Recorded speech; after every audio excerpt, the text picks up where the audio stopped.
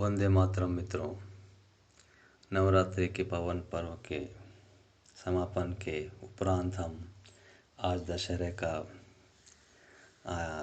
आनंद लेंगे। उत्साह और उमंग और अभिप्सा अपने चरम उत्कर्ष पर होगी और जो हमें अपने आप को तैयार किया है, जैसे कि भगवान श्री राम ने माँ की आराधना करके रावण ने जो त्रिलोक को त्राहिमाम कर रखा था, परेशान कर रखा था, उसको नष्ट किया, उस पर विजय प्राप्त की और संसार को नए धर्म की नए डायमेंशन की ओर लेकर चले, जिससे आज तक मानव जाति चल रही है। और उनको उसी चेतना के साथ, उसी आदित्य के प्रकाश के स्वरूप हम मान रहे हैं। मित्रों, हम सब जानते हैं कि ईश्वर ने जो मनुष्यों को स्पेशली राइट्स दिए हैं, अधिकार दिए हैं, जो ग्रो होने का, एवोल्यूशन का एक आशीर्वाद दिया है, वो अमूल्य है। देव भी मनुष्य के रूप में जन्म लेने के लिए तरसते हैं। ऐसा हम सुनते आ रहे हैं, पढ़ते आ रहे हैं कि देवता अपने लोक में प्रतिष्ठित हैं, उनको एवोल्यूशन का कोई कॉन्सेप्ट उनके लिए नहीं है।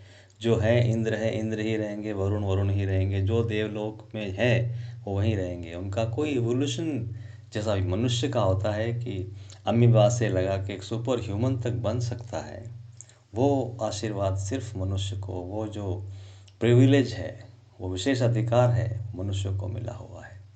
लेकिन वह विशेष अधिकार तभी सफल हो सकता है मित्रों, जब हम उसका सही दिशा में प्रयोग करें, सही कॉन्शियसनेस से उसको उपयोग करें और उसमें उस आशीर्वाद को उसी परिप्रेक्ष्य में उपयोग करें। भगवान ऐसा कहते हैं, हमारे जीवन में कितनी बार हम डिप्रेस हो जाते हैं। हम सोचते हैं कि मैं काम कर पाऊंगा या नहीं कर पाऊंगा।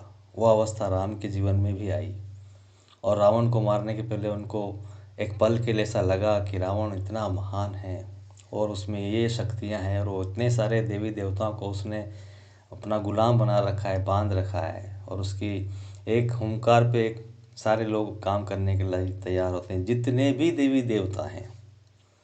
तब उनको लगा कि मैं कैसे उसको नष्ट करना है, उसको विजय पाना है और पूरे संसार को आगे ले जाना है।